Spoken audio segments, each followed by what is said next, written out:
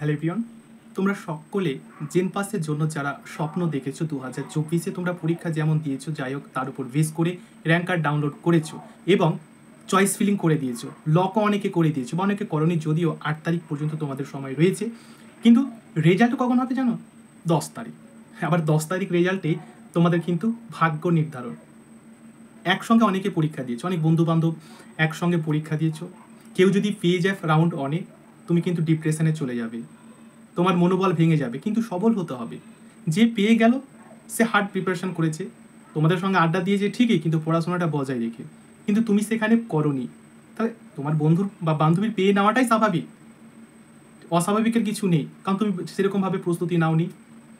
তো সে যাই হোক, রাউন্ড অনের রেজাল্ট 10 তারিখ পাবলিশ হবে এবং সেখানে একটা ভাগ্যের ব্যাপার রয়েছে। আচ্ছা, তো যাই হোক, ব্যাপারটা হচ্ছে রাউন্ড ওয়ানে যদি তুমি সরকারি কলেজ না পাও, তোমার বন্ধু পেয়ে গেল, বান্ধবী পেয়ে গেল, তুমি যদি না পাও, তাহলে তোমার করণীয় কি? দেখো, যদি প্রাইভেট পাও তো রাউন্ড 2 এর জন্য অবশ্যই তুমি আপগ্রেড করবে।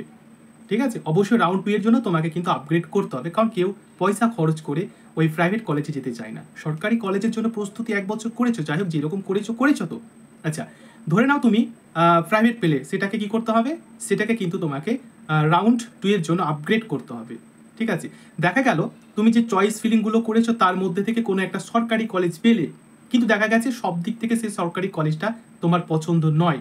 তখন তুমি কি করবে? দুটো অপশন, হয় তুমি সেটাকে লক করে দাও বা সিট অ্যালটমেন্ট লেটার নিয়ে নাও, অথবা তুমি সেটাকে আপগ্রেড করতে পারো, মানে রাউন্ড 2 এর জন্য। মানে যদি আর একটা রাউন্ড 2 এ সরকারি কলেজ হয়ে যায়, এখানে একটা বিষয় আছে, যদি রাউন্ড 2 এ দেখা গেল যে কোনো সরকারি কলেজ তুমি পেলে না, তাহলে তুমি যদি এবার ইচ্ছে করে তোমার যে রাউন্ডে অনেক যাই হোক, যেটা পেয়েছিলাম সেটাতে চলে যাব, তাহলে কিন্তু টোটালি তুমি যেতে পারবে না। রাউন্ড 2 এ যেটা তোমার রেজাল্ট হলো সেটা কিন্তু ফাইনাল, রাউন্ড 1 এ আর পেছনে তুমি যেতে পারবে না।